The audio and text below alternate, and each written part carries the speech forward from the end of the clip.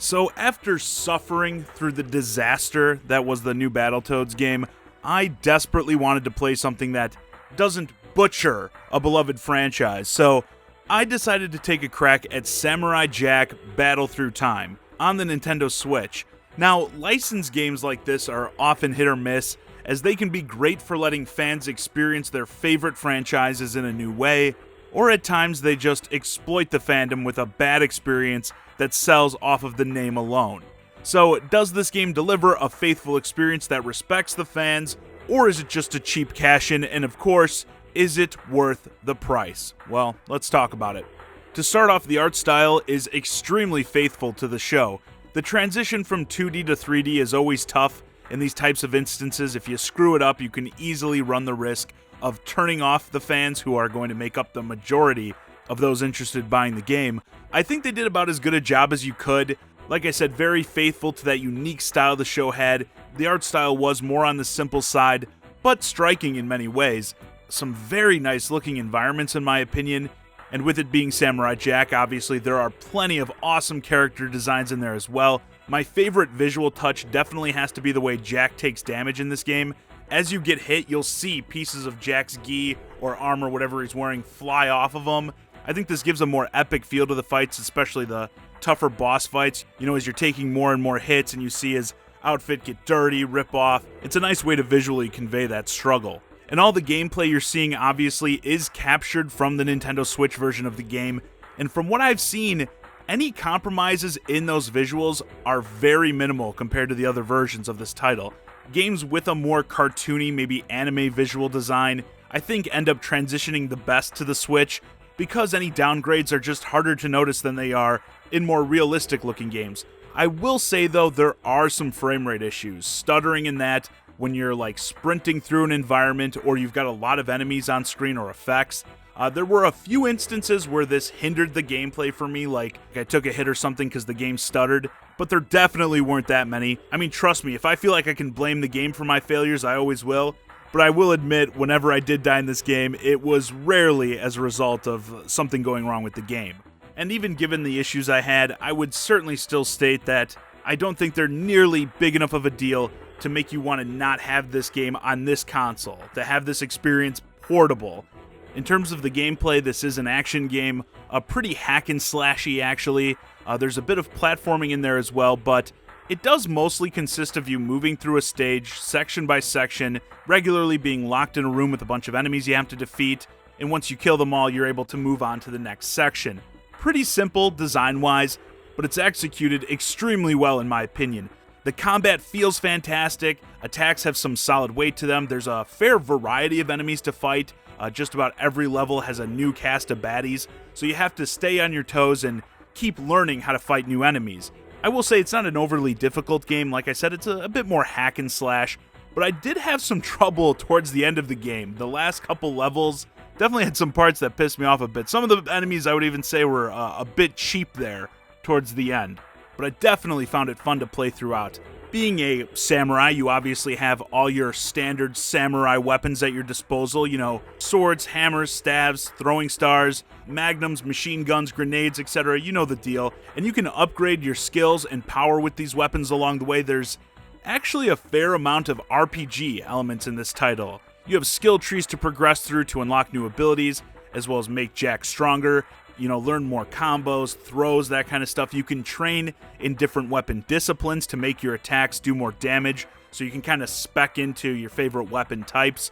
Different weapons will also be more effective against different enemies, and weapons can also break, which will cause you to lose them, Breath of the Wild style. So you have to watch out so you don't break the ones that are really good. You can get like a silver bow that does a lot more damage than a regular wooden bow, but you don't want to lose it from overuse and waste it on a bunch of weaker enemies.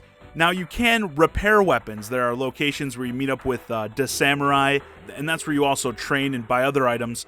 So this adds another layer to the gameplay, as you can loot better items, but you want to make sure you're using the better ones in situations that count, as well as keep them repaired so you don't wind up starting a tough boss fight or something and a bunch of your better weapons are about to break.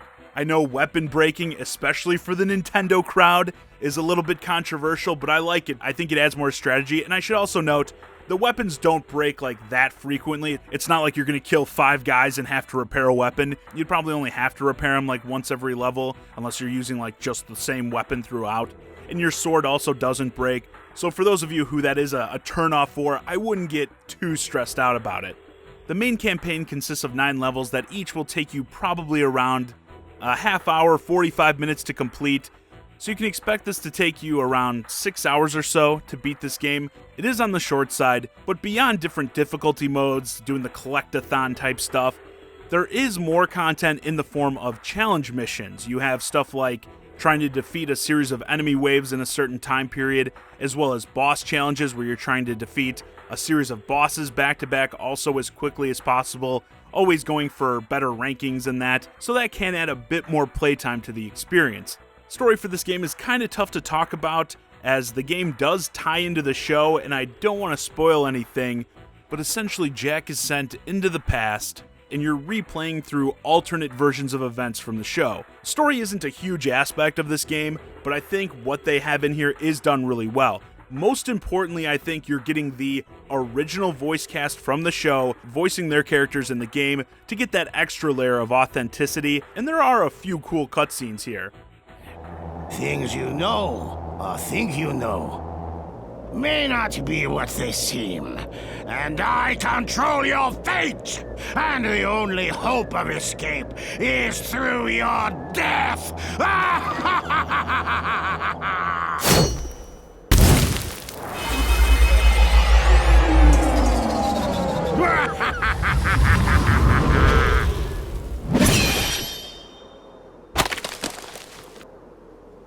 Aku! Aku! But again, they're more so just there to move things forward, which also means they don't overstay their welcome that way either. And speaking of the story, with a lot of these licensed games, one of the big questions is often, will I enjoy this game if I'm not familiar with the IP? If you don't know anything about Samurai Jack, will you enjoy this game? I personally think so. If you like action, hack and slash games, this really is a solid one. Yeah, story-wise, you're going to be spammed with a lot of, oh, it's that guy, oh, now this guy's here, without getting much info on characters or events going on. People just keep kind of showing up, and it's like, hey, it's that guy, go fight him. But like I said, story's not that integral to the game anyway.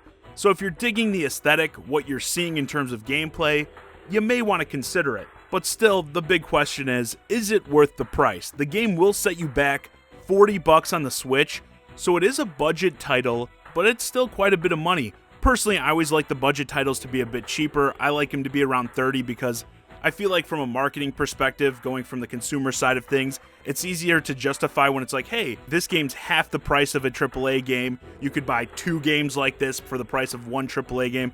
I just think that works out in people's heads a little bit better than like a $40 or $50 price point. And of course, as you get closer to that $60 range, it kind of becomes like, yeah, should I just be buying a AAA game instead? But I do think this game is worth the price. It's a well-made game. Yes, it's on the shorter side, but I think it's consistently fun throughout. And like I stated, it's extremely varied. The enemies, the locations, it doesn't feel like you're just running through the same hallways fighting the same guys over and over again. Every level feels pretty unique and often has a lot of their own enemies in it. And you do have those extra modes in that to provide you a bit more value. I definitely think if you're a big Samurai Jack fan, you should consider checking this out. But again, even if you're not, but you're digging what you're seeing and maybe in the market for something that's a bit cheaper, not a AAA game, this is one I think you should consider. And with this having a more simpler art style that doesn't really get sacrificed much in the transition to the Switch, I'd definitely say the Nintendo Switch version is the one I would want the most. Sure, it's going to be a bit sharper and probably doesn't have those frame rate issues, or at least they're probably not as bad on other consoles, but I'd definitely much rather have the portability factor, given how minimal the sacrifices are. Anyway, with that, this video's a wrap. Let me know your thoughts on Samurai Jack Battle Through Time in the comments. Are you currently playing the game? Are you a big Samurai Jack fan? And do you think it's worth the price? Hey guys, I hope you enjoyed this discussion of Samurai Jack Battle Through Time. If you're new to the channel, please consider subscribing. If you want to keep the conversation going, hit me up on Twitter at Johnny Zakari and join my Discord, ChiGuy and Friends. Link to both in the description below. And as always, thanks for watching.